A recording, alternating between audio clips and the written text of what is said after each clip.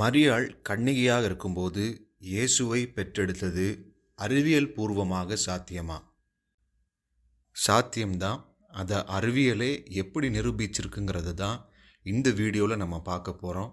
வணக்கம், இது உங்கள் லெட் தேர் பி லைட்.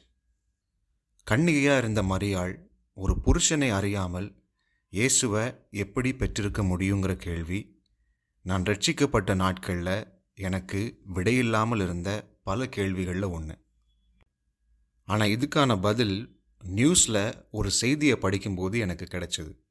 அமெரிக்காவில் மெசூரி அப்படிங்கிற இடத்துல உள்ள ஒரு கன்சர்வேஷன் சென்டர், அதாவது ஒரு ஜூவில் இருந்த ஒரு பெண் பாம்பு பல குட்டிகளை பெற்றெடுத்திருந்தது.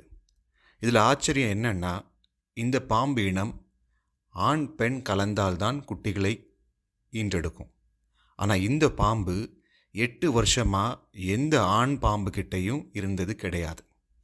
அதாவது சொல்லப்போனால் இந்த பாம்பு கன்னிகையாகவே இருந்து குட்டிகளை ஈன்றிருக்கிறது.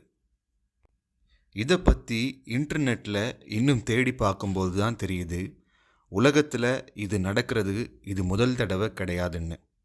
இப்படிப்பட்ட அதிசய பிறப்புகளுக்கு பெயர் பார்த்தெனோஜெனிசிஸ்னு இருக்குன்னு அப்போ தான் நான் தெரிஞ்சுக்கிட்டேன்.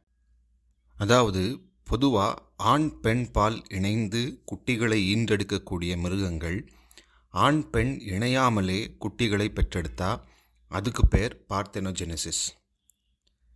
இது நத்த பூச்சிகள்லேருந்து சுறாமீன் முதலைகள் கூட இப்படி குட்டிகளை ஈன்றெடுத்திருக்குங்கிறத விஞ்ஞானிகள் பல இடங்களில் பதிவு செஞ்சுருக்காங்க. இது இயற்கையாய் நடக்கிற ஒன்று. அப்போது இதுவும் அறிவியல் தானே. நம்ம பைபிளும் அதை தான் சொல்லுது. தேவன் ஏவாளை உண்டாக்குறதுக்கு முன்னாடி ஆதாமின் சரீரத்தில் இருந்து தான் ஏவாளை உண்டாக்குறார். ஏவாள் உண்டான பிறகு தான் ஆணும் பெண்ணும் இணைந்து குழந்தைகளை பெற்றெடுக்கிற முறை உண்டாகிறத நம்ம பார்க்குறோம். அப்போது ஒரு மனிதனை மாத்திரம் வச்சு ஒரு முழு மனுஷையே உண்டாக்க தெரிந்த தேவனுக்கு மனுஷி உண்டாக்கப்பட்ட பின்பு ஆண் பெண் இணைந்தால்தான் குழந்தைகளை பெற்றெடுக்க முடியும்னு இயற்கையை மாற்றி அமைக்க தெரிந்த தேவனுக்கு மரியாள் கன்னிகையாக இருக்கும்போதே ஒரு குமாரனை கொடுக்க முடியாதா என்ன? அதே மாதிரி ஒரு பாம்புக்கோ ஒரு சுறாமீனுக்கோ ஒரு முதலைக்கோ இதை கொடுக்க முடிஞ்ச தேவனுக்கு மரியாளுக்கு இதை கொடுக்க முடியாதா என்ன?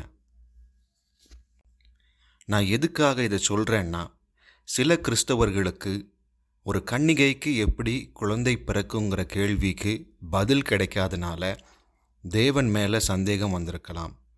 அப்படிப்பட்டவங்க இதை கேட்டு பைபிள் சொல்கிறது இயற்கையாகவும் அறிவியல் பூர்வமாகவும் சாத்தியமானது தான்னு தெரிஞ்சுக்கிடணும். இன்னும் சில கிறிஸ்தவர்களுக்கு அவங்க நண்பர்களோ கிறிஸ்துவை அறியாத மற்றவர்களோ இந்த கேள்வியை கேட்டு கேலி செஞ்சுருக்கலாம்.